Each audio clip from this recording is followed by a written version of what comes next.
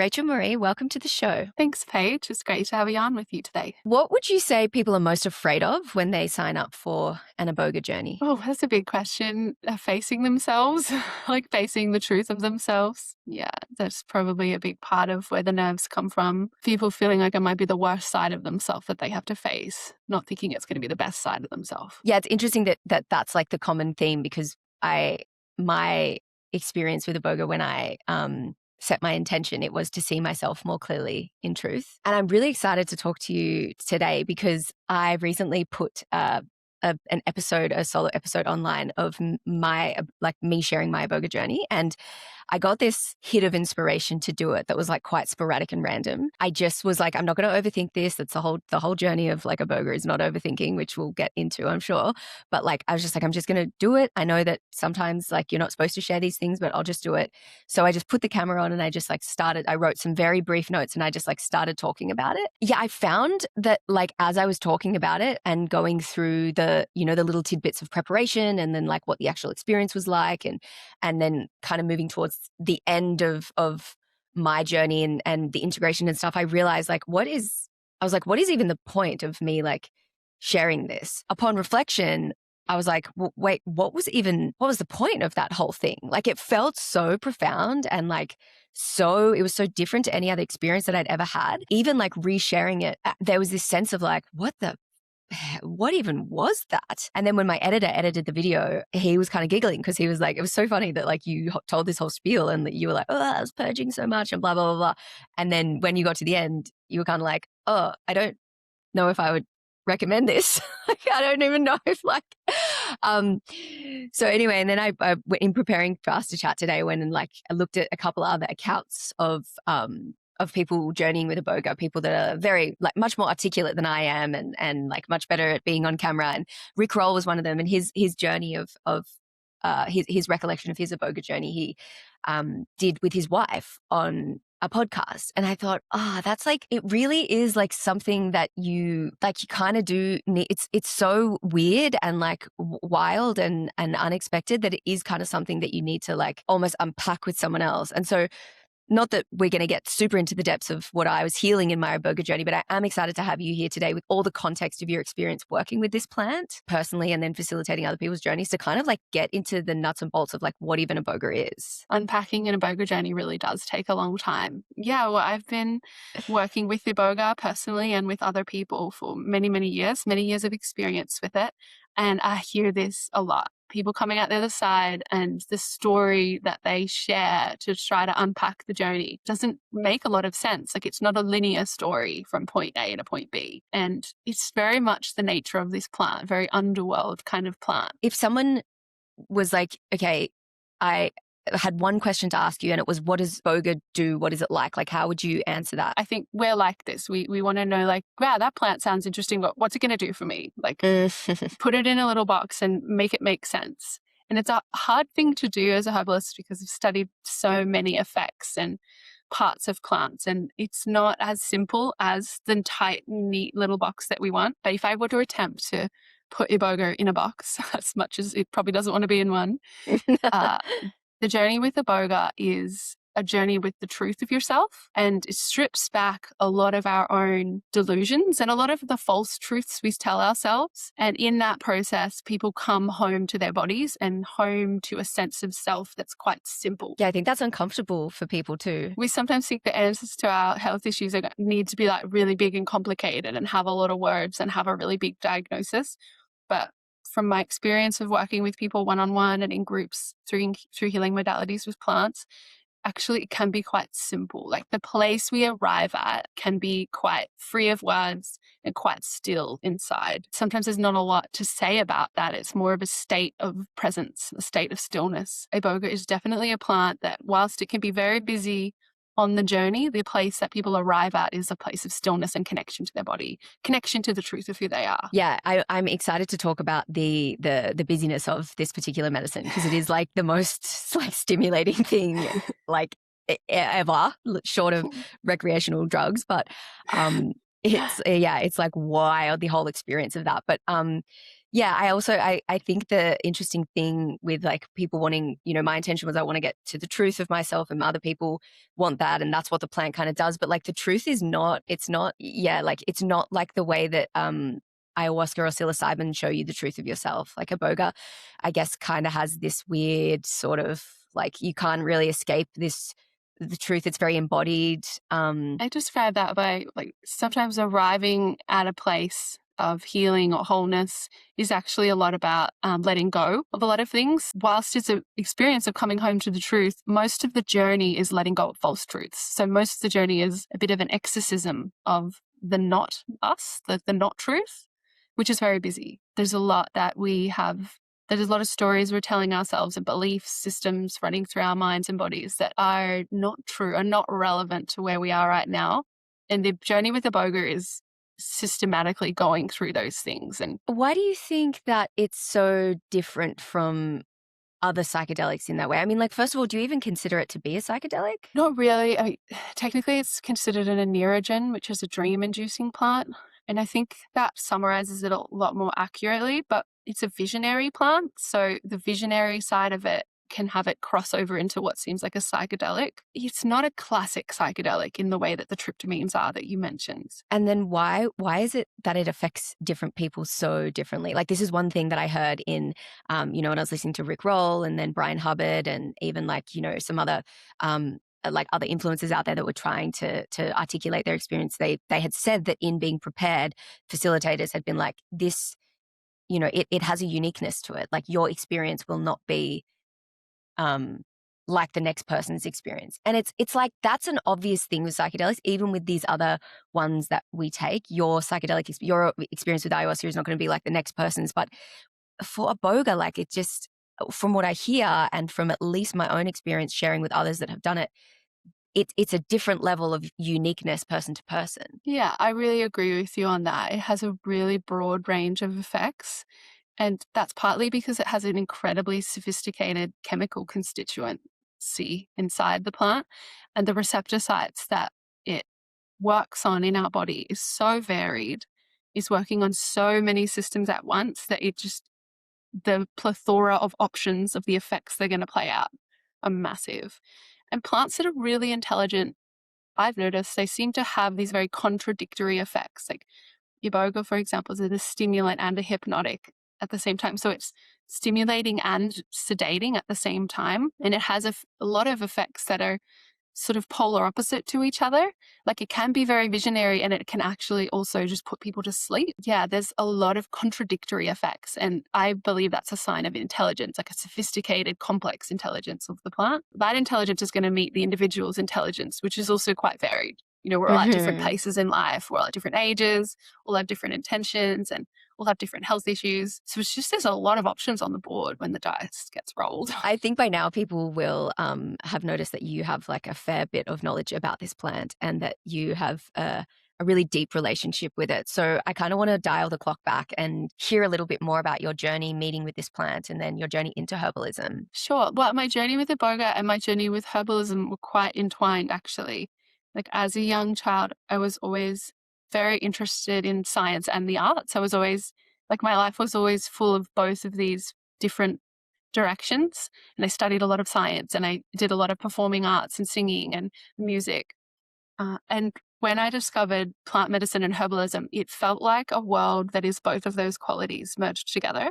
There's like a scientific, therapeutic, constitutional side of plants. And then there's this artistic side, an energetic and intuitive side. And I've always been drawn to helping people and to wanting to contribute to society in a way that's, positive. Like, I want to have a positive effect on the world around me. So helping people feels really meaningful to me. And I think a lot of people that really get into whatever their craft is, they have their own story with how much that craft helped them, healed them, brought them home. And when I discovered Iboga, it was like all the lights turned on for me in places that the lights were really off inside my body. Especially as a woman, there were really parts of me that I was really not connected to, and Iboga helped me access those places. So my own personal healing journey with the plant was so motivating to learn more, to deepen my practice with it. And that led me to being over in Southeast Asia, running an Iboga treatment center. It was really incredible. It was so incredible to be working with people in that terrain. Iboga became a very permanent part of my life from there on in. Mm-hmm.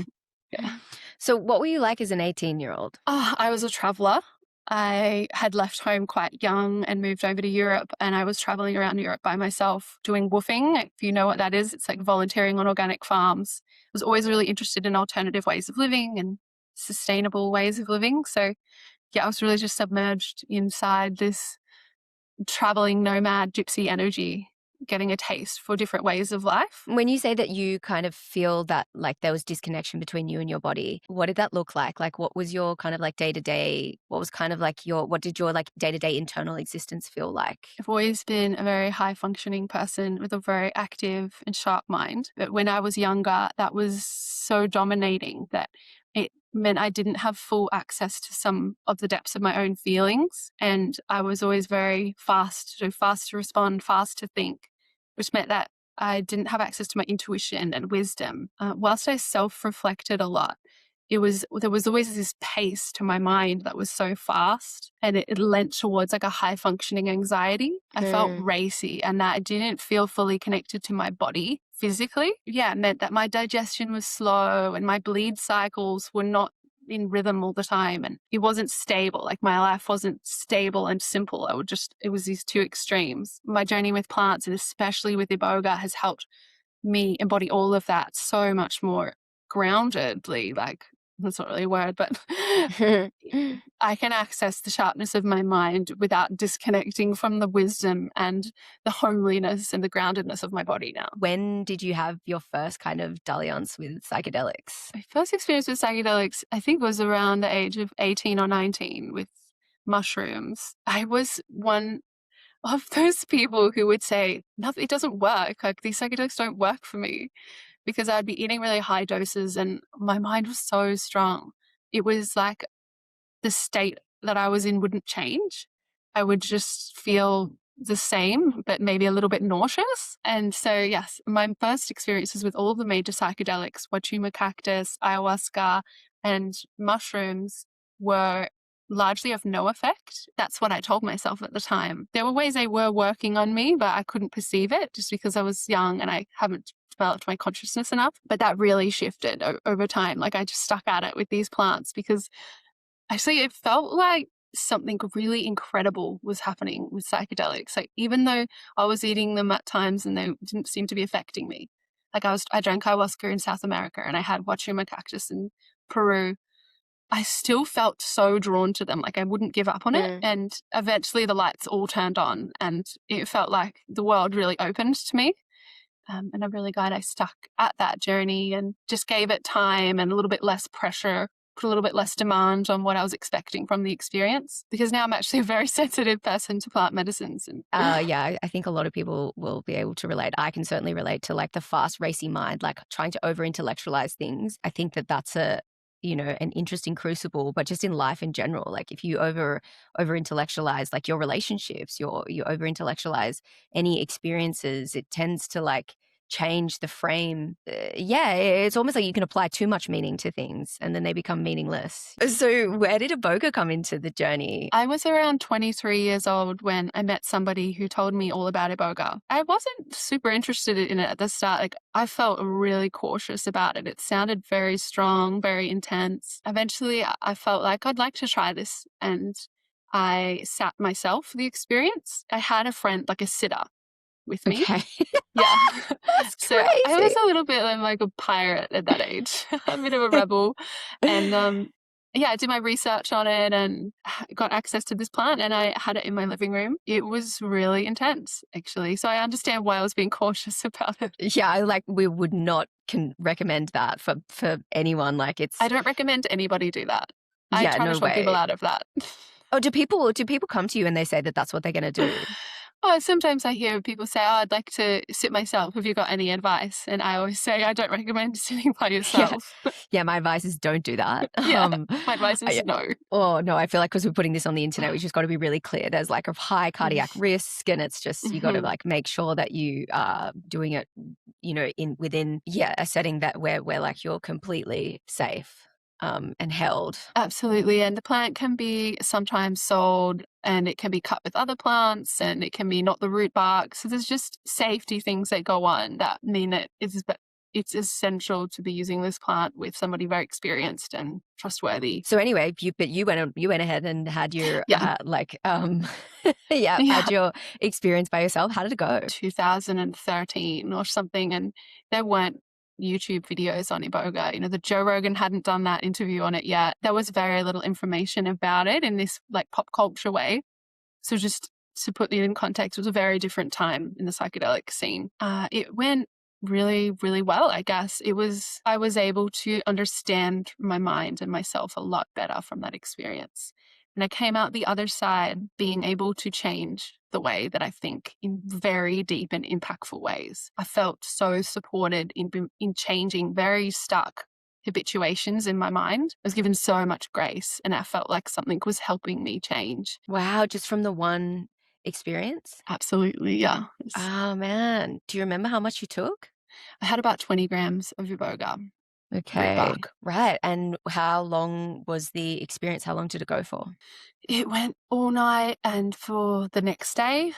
And I was still vomiting the next day and putting myself back together. Yeah, I was able to meet a part of my mind that was such a villain to me, like such weaponized language that I would use against myself. And I was able to realize how much I thought I was strong in ways that were actually just so stubborn and not good for my health. I guess I kind of thought I was getting away with things and just having personal thoughts that were quite negative and they weren't impacting me. But after that experience, I learned to really, really love myself and take care of myself so much. Wow, that sounds like such a big experience for a 23-year-old to have, and like such huge reflections to be able to have at that age. Why did you end up pursuing knowing more about this plant? Because I guess there's two options if you have a profound experience with a plant, is that you go, well, that was good and that was it, and that's all that probably needs to be done there. Or I guess like you get curious and you follow the thread. So what happened for you with following the thread?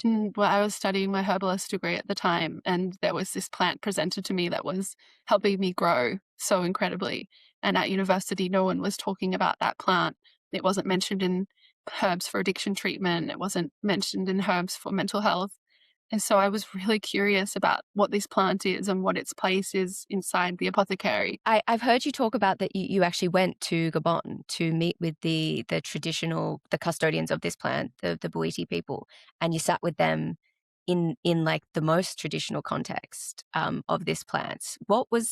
When did you do that, and like what was that like? I hadn't ever thought I would go. It's not something I planned to do, but an opportunity was presented to me to go to a village there, and they hadn't ever sat with Westerners before. So we were going to be part of an inaugural kind of experience of bringing Westerners into this village. And something just like sparked online inside me that was like, you've got to go.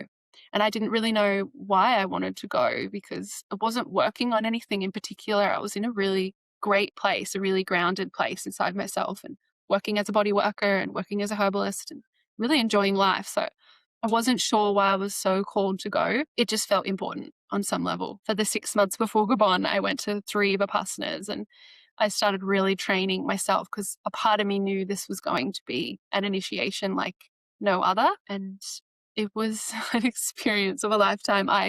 I'm really glad I didn't know what I was in for because I came back very, very changed. There are these moments in our life where it's like, you know, BC and AD, and that was one of them for me. That was like before Gabon and after Gabon.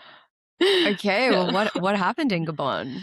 Well, I went through an initiation ceremony. I can only speak for the ceremony that I went through. They're all quite different. Like Bwiti is very vast and has a lot of different expressions as a religion and a culture. And I just needed to be really clear that I don't speak for Bwiti. Whilst I've been through an initiation, I don't live a life as a Bwiti person. So my understanding is very limited. Like I am such a novice. But I can share from my experience. There was time just in the village before and after, and then the ceremony was 5 days. Yeah, there was so much that went down in that ceremony. Like your journey, it can be hard to really make sense of it in like a linear way because the nature of this plant is so hypnotic. Like one loses track of time and loses track of a lot of things and in the physical world to be able to journey to such depth inside oneself. It's hard to exactly explain what happened, but the person I was on the other side, it was shattered and completely broken open. I've never experienced such emptiness and brokenness in my conscious life than I have the day I came out of the initiation. The healing was like the rebuilding of myself that happened after that. And the person I was able to build and grow is somebody who was no longer a girl, but a woman, and somebody who is resilient and strong in ways that is still soft and able to experience vast emotions without abandoning them for the intellect of my mind. Yeah, that's like a brief of the effects that happened from the ceremony. You're saying like it broke me and I was empty, and it's almost like giving like weird sadistic torture vibes, and you had to like withstand such like extreme. I mean, torture is a very intense word, but I mean like it almost like it feels like I'm curious, like what happened that was so intense that made you just have to like surrender in a way, and then come out the other side with this like new capacity to do that. Initiations are always ordeals. You're sort of part of the process, and those ordeals often involve very physical things like fasting and staying awake for long periods of time and being cold or being challenged physically. And it's like through the overcoming of our sense of physical limitations, we're able to expand ourselves into ways spiritually and mentally and emotionally that we didn't have access to. Ultimately, the idea of an initiation is a stage change and a state change from one stage in life to another stage of life. So it's a developmental, and that's definitely what it was for me. So it wasn't torture. I chose to do it. The important thing though is that when you open a door like that to a rite of passage in that way, you have to walk the whole way through the door. I knew I had to walk the entire way through this process, no matter how challenging it was. And that is where I'm able to access my strength from, a place I can access inside myself. I'll never forget my initiation, and I will never go through that again. The ceremony itself, separate to the Iboga, just the actual ceremony was challenging. And then the added layer of eating Iboga on top of it, in ways that might have made the ceremony easier. I'm not sure exactly. But yes, like Iboga it's not the central part of the ceremony that I went through. It was secondary to the actual experience of dancing and fasting and being awake and sleeping on the earth and other parts of the ceremony. And those were very physically challenging. Yeah. Well, I mean, that's like my experience of even Iboga in the like limited one ceremony, that one flood dose that I've sat was that like it's and I talk about this in my video of just like the purging, like the level of purging. I felt like my body was being rinsed out like a wet tea towel, and I couldn't have imagined having to do anything else feeling like that, like having to dance, having to sit up straight, having to like, are you able to share some of the physical things that you had to do? It was on the fourth night of the ceremony, so I was definitely in extreme sleep deprivation by that point. I hadn't eaten food or slept into that point. There was a part of the ceremony that involved not drinking much water at all. Like we didn't have access to our own water. So I was deprived of a lot of things that I used to nurture and ground myself by that point. And at that point, I was invited out to dance. It was actually such an incredible experience. If there was a part of the ceremony that I would love to live again, it was that moment, because I was able to lose myself in this style of trance dancing that was part of this village. They dance in a certain way that will trigger a trance. I was able to go into a trance state, a waking conscious trance state that I'd never accessed before. And it was all of the aspects of the ceremony coming together and the Iboga coming together in that moment. And it's hard to describe what that feels like exactly, but it's like being inside and outside of the body at the same time. Yeah, that particular village and Bwiti sect that I was initiated into is a possession trance cult. So that's a big part of their medicine. They're known as Mabanti. They're a female lineage of Iboga.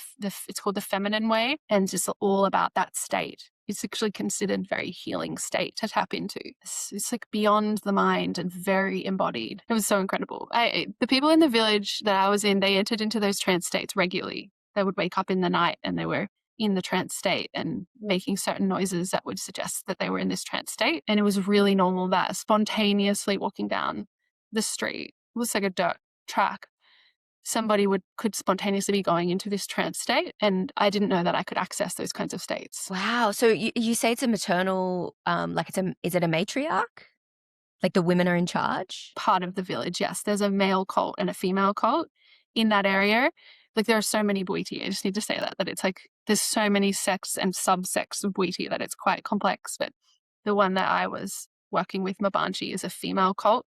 So it was led by 8 women. But there are also men that are initiated into Mabanji. There was the doctor from the village was also Mabanji. It was more heavily female dominated. What were the women like, those 8 women that lead the cult? Yeah, I've actually written a bit about this because they were not at all what I imagined.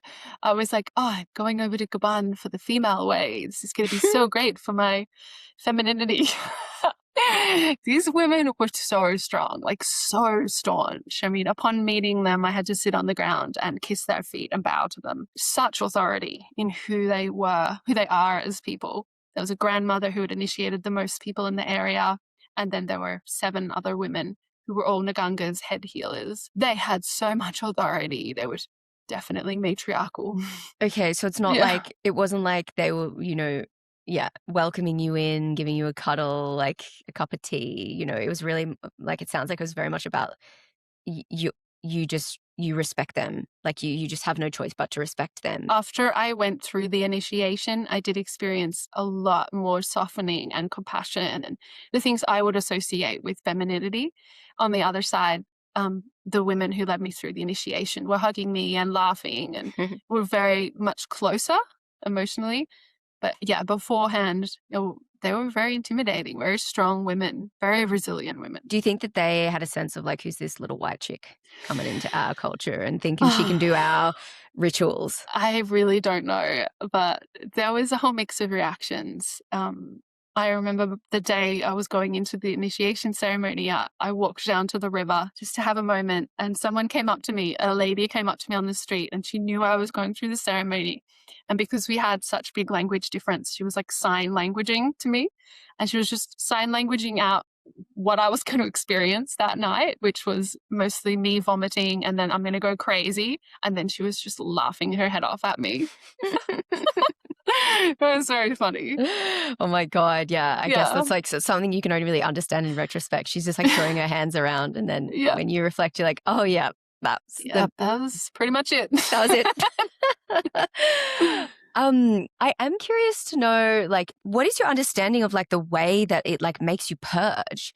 Because I think with the plant medicine, you often hear like, oh, the purging is because you're getting rid of dark energy, or it's because you're, I feel like there's a lot of like really high level explanations for why you might purge on plants. But I'm wondering what your opinion is of that, given that you've done all this work with particularly Iboga, which is a particularly purgy plant. The way that you described it feeling like you're being wrung out from the inside, I really see that. I've seen that with people and experienced that in myself. What feels like a detox of individual organs at times, I have never experienced in a plant that allows such deep purging of the body. Like it's not just vomiting some liquid off the top of your stomach. It's so deep where the liquid comes from. It feels like there's a huge cleanse going on inside the body on physical and emotional levels. And I can't help but think it's very connected to the content of the material that's coming up in the journey. There is a bacterial layer and a candida fungal layer going on that's happening as well with the purging and the gut. Like it's getting rid of that? Yeah, there's some research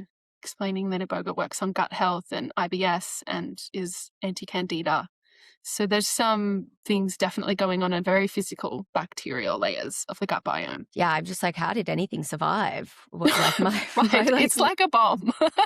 It's so, I guess I also just want to say, like, I mean, it's worth saying because if people are listening to this and they've got this far, it's probably because they are interested in some capacity and maybe this is something they should or shouldn't know, but I'm going to say it. So it's like the ringing of the tea towel, but it's also like the ringing and then like as if you would slide your fingers down to the very end. That was like very much my experience of purging. And I've been sick in my life, with food poisoning, and I've lived in lots of different countries and I've never purged like that ever. Yeah, I hear you.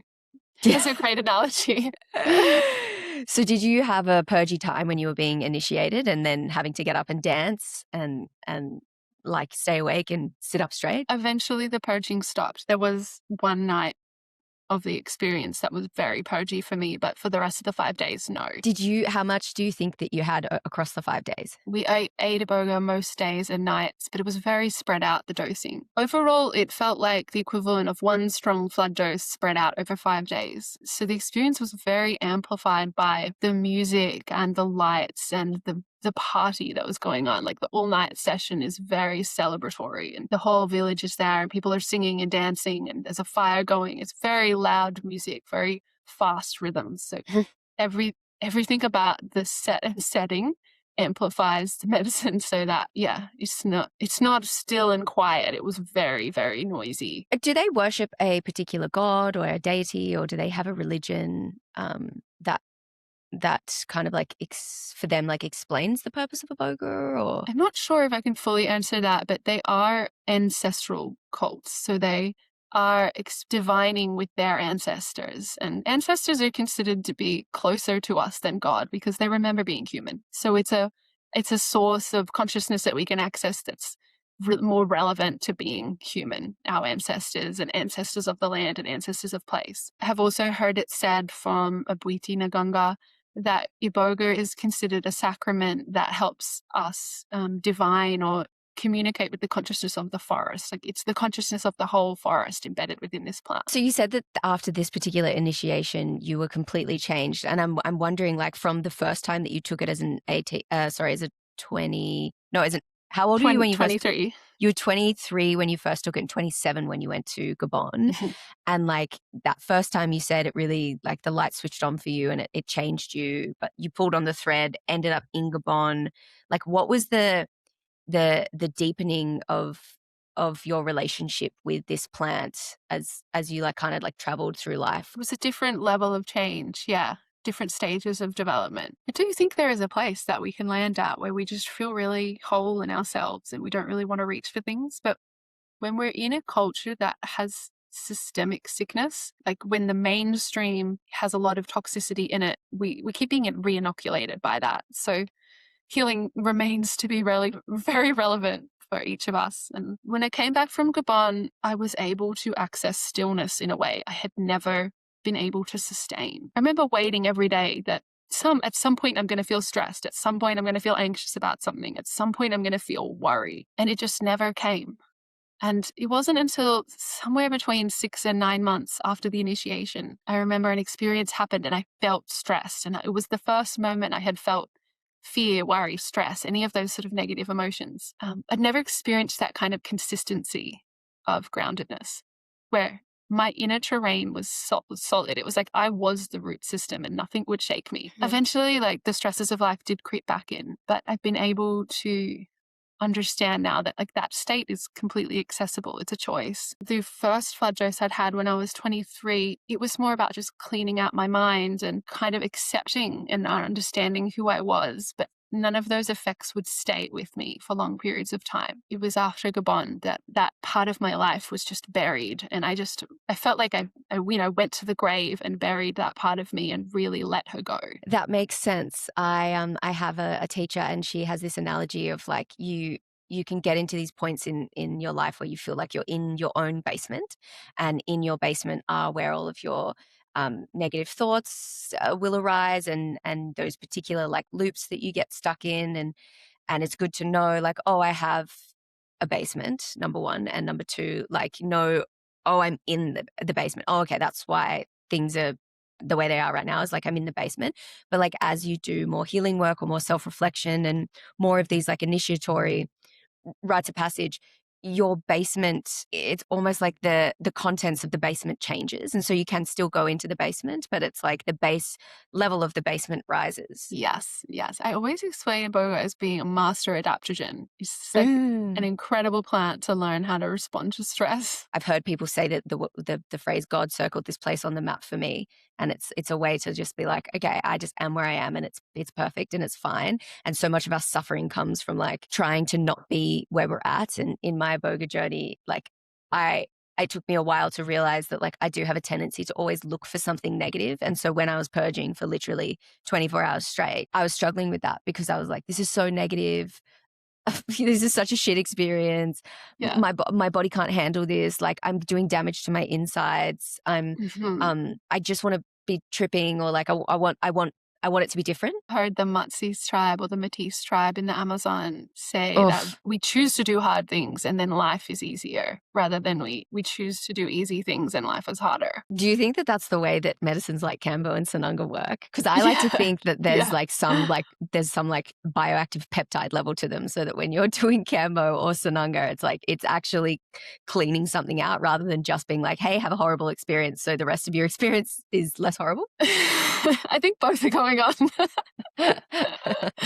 Part of it's just like the reference point of like, at least I'm not doing Kambo right now. Like, yeah, I think like I had to do some Kambo in the lead up to my I chose to do some Kambo in the lead up to my Iboga ceremony. It was like recommended, and I thought as I was going through those journeys, the first one was like really gnarly, and then the second one was more gnarly. But I can remember in the second one being like, oh, remember, you don't have to do Kambo all the time. You're just doing it right now. And I think that that's a good thing for life, is remembering like it's not going to feel this stressful all the time. Yeah, sometimes we got to go into the basement. Let's go into your experience working now facilitating Iboga, and you were in Southeast Asia working at a clinic over there where using Iboga is legal. What was the kind of switch from being a participant of these rites of passages to actually being a facilitator? What was that like? The first retreat that I was a part of, it was scary. Like, I had to step up into a new place. I'd been helping on retreats before, so I'd already been in an assistant role, and I was a qualified herbalist, and I had clients, so I was used to being in spaces of transformation with people and being up close and personal with their health. Yeah, it was an initiation itself. Like, that was big to step into a facilitator role. The first time you do anything, it's like, oh, you just got to get the first time over with. Clients that I was working with were such great people. They'd done their preparation and gone through the process of being accepted in, and they were all in a good place to work with the plant. And it was incredible. It was so incredible to see people as they arrived, and then to see who they were leaving as, and to stay in touch with them over the 3-6 month period afterwards, and hear the significant changes that were staying in their lives. What kind of incredible transformations did you see? Anything notable? Yeah, I was working with drug addicted people. So there was addiction detox happening, and to see people come back from that and to move through that and to arrive at a place where they were drug free and they maintained that state for some people forever and some people for months and years afterwards. Iboga really also works on the emotional and psychological layers of addiction. So people were confronting themselves and confronting their own lies and confronting their own truths, as well as detoxing the drugs out of their system. So it was very incredible, very holistic retreat center. It sounds lovely. It also sounds quite bougie. And I'm just wondering, the clientele that came, were they sort of from a socioeconomic class of people, a particular economic class of people? It definitely wasn't like super low socioeconomic class, because they had to buy a ticket overseas and be able to afford that. But it wasn't super bougie. So it was kind of in the middle. It was a real mix. And what was the most common addiction? We worked a lot with pharmaceutical addiction, SSRIs and antipsychotics, or it's like antipsychotics, but anxiolytic pharmaceutical medications. It wasn't like people that you would consider as like classic drug addicts. They're people that are addicted to drugs and no longer want to be on them, and they're prescribed them from their doctors. With the intensity like of the stimulation, like it creates this ringing in your ears. Plus, you're also, if you're in a ceremonial capacity, you're listening to the Bwiti music, which is quite stimulating. I know from reading about Ibogaine, it's similar to the ringing in the ears is similar, and it's a very just like intense sensorial experience. Like, what do you think is going on with that? I do believe there's a lot of reorganizing of the senses and the inputs that we're receiving from those senses happening to the body. Yeah, it feels like a recalibration of sensory input. I don't know if you know about sensory gating channels or that term, but it's said that we are mitigating the information that comes into our system at all times. People with autism and other high functioning states are letting in a lot of information, especially through their hearing, but also through other senses. And psychedelics specifically change how we receive those inputs. And I think it's like a recalibration. Like, states of trauma are blocking out or letting in a lot through our sensory gating channels.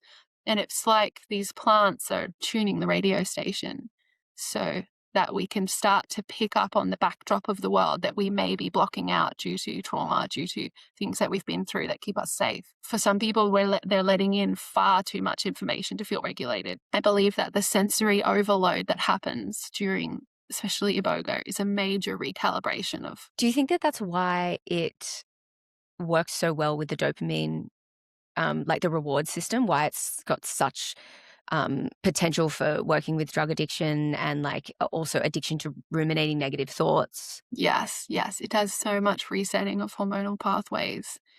And I mean, we've all experienced dopamine deficit just from like having too long of a binge on some medial game on one's phone or the doom scroll. And the next day there's dopamine deficit. It's like I'm just not getting enough feel good chemicals to feel motivated or focused.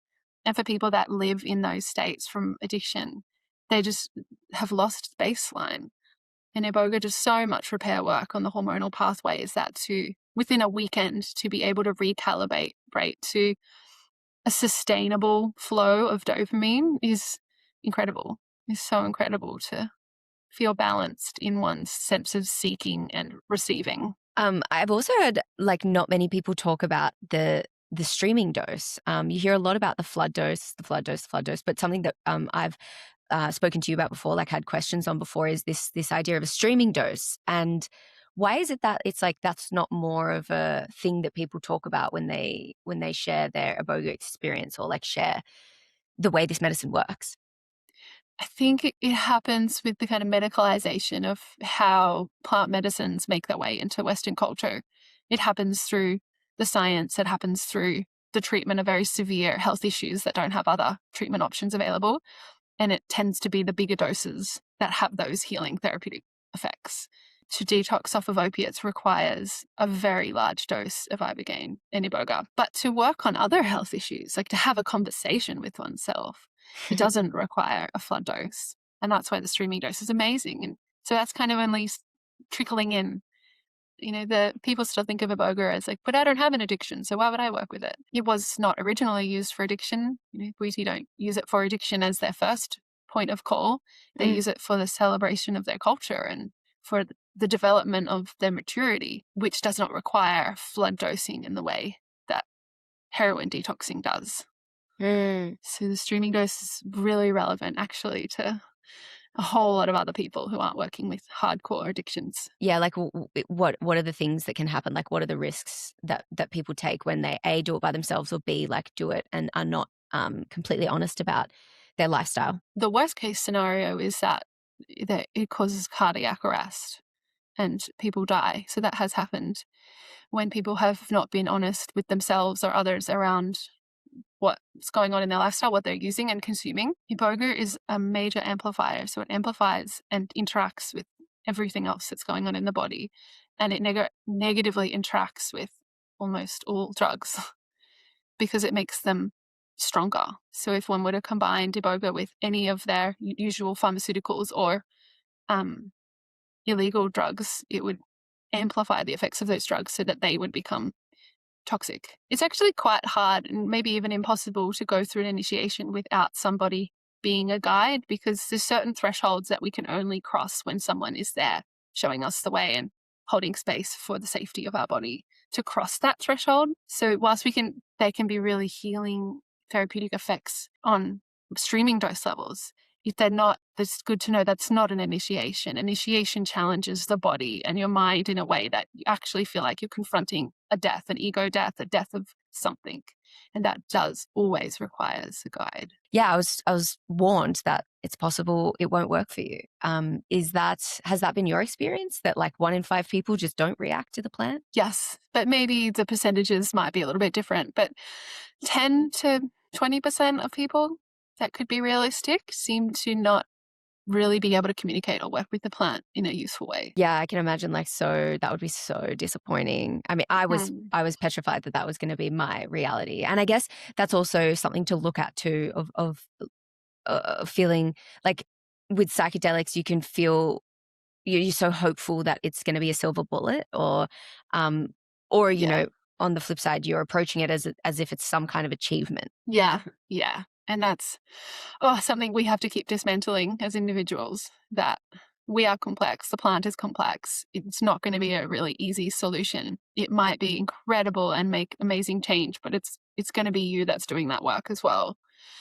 And those expectations and hopes, whilst so beautiful, can really stand in the way. Can you say more about intuition, your relationship with your own intuition and what you understand intuition to be? Mm. Wow. Yeah, that's great, because I just used the word intuition. So what is intuition? I do believe intuition is something that is accessed from within the body, not the mind. And I mean, people talk about it being like a gut sense. I actually also think it's like lower than that. Like it's like the gut and the womb. I feel like it can be both those places, and it can be a sense of what's right and wrong for oneself, which is so useful. So I feel like in my life, sometimes I'll tune in to like, is this a good decision? Is this a good decision? I almost know before I've even thought about it. It's just like a feeling of like contraction and restriction, or openness and resonance in my body. Gabby, can you relate to that? Do you experience the world in that way? It's something that I'm working on for Okay. sure. It's definitely a work in progress. I think that, yeah, intuition is your sense of knowing, but it's not the knowing that comes from what you hear, what you see, what you touch with like your external body. Mm-hmm. Um, or what are your senses, or what you taste. I mean, maybe for some people it is, but like for me, it's like it's this sixth type of knowing, and Mm-hmm. it comes through a perceptual door or a perceptual tool that is always available and willing to like give you information, but isn't something that you're necessarily like taught how to interpret, particularly in our culture anyway. I think it's different in other cultures, but in our Western secular culture, you're not taught to like perceive that as like as valuable information as what you see, hear, taste, touch, blah, blah, blah. Yeah, yeah, I love that. I can resonate with that. I think it's been really interesting is in try to like unpack these theories of consciousness and try to understand like what people think about the nature of reality and like why we have subjective experience and what it even is. Like that there's a lot of like there's a lot of masculinity in that space, and there's a lot of men kind of like fighting the intellectual battle over whether or not consciousness is the fundamental property of the universe, or it is just a product of our incredibly complex brain activity. And it's kind of this like back and forth. And I see a lot of men in the space kind of like arguing about this. But then when I reach out to women to get women to come on the show or to like talk to me about consciousness, a lot of them have ended up in the healing arts, because there's obviously this question of like, okay, well, yeah, what is consciousness? Like what does it do? First, can we agree on what it is, and then can we understand what it does? But then further than that, like how do we apply that knowledge so that people can live better? Yeah, yeah, that's what was coming through me when you were talking. I was just feeling into myself and where I sit with it. And I'm not asking questions about what consciousness is. I'm more interested in let's have more of it, and because it makes a really great planet. So like let's keep fostering it. And it's more about the application of consciousness that interests me. But yeah, what do you think? Like, I guess on that note, do you think that do you think that the world is made up of some fundamental property that we tap into? Yeah, some big questions. When I tune into consciousness and what it is, I I see it as lots of concentric circles interacting. So there's lots of zooming in and out of the micro and the macro, and all of it's conscious and interconnected, and all of the concentric circles as they're bubbling out into the broad universe. And like as an individual, I'm just, one of them, one of those concentric circles along the way, but get to interact with all the orbits around me. Maybe as a woman or maybe as an individual, I'm just really comfortable with the great mystery. I'm really comfortable with it being a mystery. I actually love it being a mystery. Like reading the most amazing mystery novel and we don't really know what's going to happen next. We don't know what the next chapter is going to be about. And we're just like in for the experience of it. What do you think about like having an intuition for a particular like an event, because you can have an intuition about what is right and wrong for you, but there's also this other phenomenon that's like having intuition about an event before it happens, like almost Or like like predictive. yeah, like precognition. Yeah. Do you think that that's a part of intuition as a woman, or is that another thing? It might be another thing, but I would say that to develop it or to have access to it is probably a very similar pathway. I mean, I've had moments, I have those moments so regularly where I'll tune into dates or think about if I'm going to run an event in the future, or if I think I should go to that event. And I mean, the most recent one, I was invited to help run an event, and I sat with it and I said to my partner, I don't believe this event's even going to be happening. And so I pulled out and I just said, I just cannot put energy into this because I just don't even think it's going to happen. My body's just saying no. And 2 months later, they canceled the event. And it was a big event. And I was like, oh, yeah, like I felt that. And why do we make sense of those kinds of experiences? I'm not sure, but I felt like that was part of my intuition. I sat with my senses and I really tuned into space, time, and me and what's right for my path. And it just wasn't resonating. It just felt non-existent. And then I just transmitted that into words and pulled out. So I don't know, great mystery that we live in. And when I hear things like that, I'm like, oh man, are you tapping into like some base level reality, or like you're tapping into like something that was always going to happen, or did you decide that it wasn't going to happen and then you create your own reality? Right. Was my disbelief in the event happening part of why the event didn't happen? I don't know, chicken and the egg, but this is like a valid question, you know, yeah. of like what comes first? Is it the you as the creator of your reality, or are you tapping into a reality that's already been created? Yeah, how much are these two interplaying constantly? How do you make sense of it? Do you make sense of it in a way that's like, oh, it all kind of tracks? When I look back over my path, I feel like I didn't have a lot of agency. It was as if I was moving through a body of water that had a current, and that was not negotiable. But by following that current, I found a lot of agency. But it's like agency within a constricted space. Yeah, something I have experienced is that I experience more freedom by having more containment.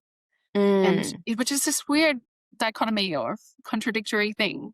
But when the world is completely open and expansive, the paradox of choice means that I actually feel overwhelmed and I feel like I can't make choices and I lose freedom because of it. But when I'm more restricted to my path, my soul stream, the agency that I experience within that containment is somehow like predetermined freedom. Yeah, there's this physicist, Sarah Walker, and she has this beautiful analogy for that. She says that like we are, we are beings of agency. I'm gonna like fully bastardize her words, but anyway, if anyone's like into that stuff, she does a podcast with Lex Friedman, and she talks about free will on it, and she says we have agency because as humans we're very deep in time. We're not deep in space. Like a human object is not large compared to like a country or a planet. It's like you're a small object, shallow in space, but you are deep in time. Like for a human to have, and she's a theoretical physicist, by the way. So like this is pretty cool. She to have arrived as like the being that I am, as the being that Rachel is, like that has spanned across a very significant amount of time to get to you right now. And in that period of time, there has been a lot of selection. And so the selection has had to like go like beep, beep, beep, beep, beep. Oh my gosh, is this good for evolution? No, get rid of that. Beep, beep, beep, beep, beep. Is this good for evolution? Yes, keep that. Do, do, do, do, do. And then all of a sudden we end up with Rachel Marie. But so there's agency in that, but we are that's happening to a backdrop of random chaos. I'm wondering, like, as a herbalist, what you might be able to say about a generation of women experiencing a particular ailment with a specific gland in the body, and what that might mean on an energetic and spiritual level. And then also like what could be done about it for women who don't want to go down the Western medical path of being medicated because of their thyroid dysfunction for the rest of their life. In my observations and client cases over the years, I've worked with a few people with thyroid disorders. They've always been women. It interacts with a lot. It's sort of like not one thing itself, but it's almost like the flow of energy within the body as a regulatory pathway. Chinese medicine looks at it as regulating qi, regulating vitality, regulating energy. And it plays a huge role in the speed of processing, the speed of digesting, the the heat, the rise and fall of heat and temperature in the body. Temperature is said to be one of the first responses that our body can respond to things in, with rises and falls of temperature. So it's a very like fast processing capacity. The thyroid has that. And then also it's like on the neck, and it's like right here, like so connected to our voice, so connected to a transmission. And it's a little bit like a satellite. It's a receiver and a transmitter at once. So it has a really interesting role, and it's hard to like pinpoint how would that come into dysfunction? Why would women potentially have more of a susceptibility for that part of that organ system to need tending to? I would intuitively think it is intrinsically linked with speaking the truth and giving voice to our inner terrain and feeling safe to do that. Gabon has done a lot of research on the overlaps between disease states, being a woman or being a man, and cultural and gender roles within society, and how we are susceptible to certain diseases by being certain kind of personality types even. Mm-hmm. And he's specifically shown how women with trauma have susceptibility towards certain diseases. Like it's very much connected to some kind of regulatory energy, a lot like the nervous system, that's receiving information from all of the body and then making decisions about the state, like the homeostatic state of our body because of that. And to be able to speak our emotions and to speak our inner terrain somehow helps all of that so incredibly. So, what can people do to help support their thyroids? There are specific herbs that help that. And yeah, they can all be looked up and worked with a naturopath or a herbalist, and, seaweeds and things like this. But the thyroid is so connected to the state of the kidneys, and so connected to the state of the fight or flight system in the body, which is connected to worry and fear. So to work on those emotional terrains will always have a very positive impact on that organ system. I have seen one specific client of mine with thyroid issues who did all of the diet, who did all of the breath work and the saunas and organic lifestyle and overhauled everything and all the thyroid herbs. And it actually, for her, it wasn't until she landed in herself, like emotionally really, really connected with herself, that her thyroid issues became inexistent, not a problem. It was the emotional work that she did that we saw the most incredible results with. Okay, one final question before I let you go. This one is another very specific question, but do you believe in the existence of a God? Oh, as an intrinsic intelligence embedded within all organic life, yes. Yeah, like not as one individual kind of thing, but a decentralized living intelligence, then absolutely, yes. Yeah, cool. Well, thank you so much I feel like I'm wondering, is there like more to go into with that, with the God question, or do we just leave it at that kind of like, yes, decentralized intelligence within the fabric of the universe, not some guy with a beard? Okay, cool. Well, thank you so much for your time. This was an incredible conversation. I was so excited to talk with you. Where can people find you if they want to follow your work or get in touch for a herbalism consult? Sure, I have a number of different expressions. There's my personal website, rachelmarie.com.au, and that's where I do my work with people as a herbalist and a body worker and a coach. I also have a website that I sell plant medicines through, things that I've extracted. They're all such delicious tinctures for different health issues, digestive, nervous system, really beautiful handcrafted medicine. That's entheobotanica.com. And I'm in the process of birthing my new project that's a herbal medicine company that's all handcrafted here in Australia. And we're aiming to hit the mainstream and really teach people about plants and the living intelligence, this decentralized God force that is especially thriving in the plant world. And that's all happening right now. And that's called Folk Herbals. Cool. Well, I will put all the links to that in the description below, and yeah, people can chase after you. The plant medicines though that you sell, like, are all legal. No, there's like Yes. no psychedelics. Just No, for anyone that clicks on the YouTube and is like, sick, it's my new yeah. dealer. No, it's like Senenga and Bobinsana, and like my Entheobotanica project is very focused on shamanic medicines, all legal versions, blue lily, lotus, saffron, mucuna, all very powerful plant allies. And our new project, Folk Herbals, is mainstream herbalism. It's like really, again, it's targeting all the major kind of mainstream health issues that people have: depression, anxiety, digestion, hormones. And we've got amazing blends that I've been working on for a year now, and they're just wrapped to perfection. Yay. Well, thank you again so much. And yeah, if anyone wants to follow you, I'll put the links below. Thank you so much, Paige. It's been really lovely having this chat with you.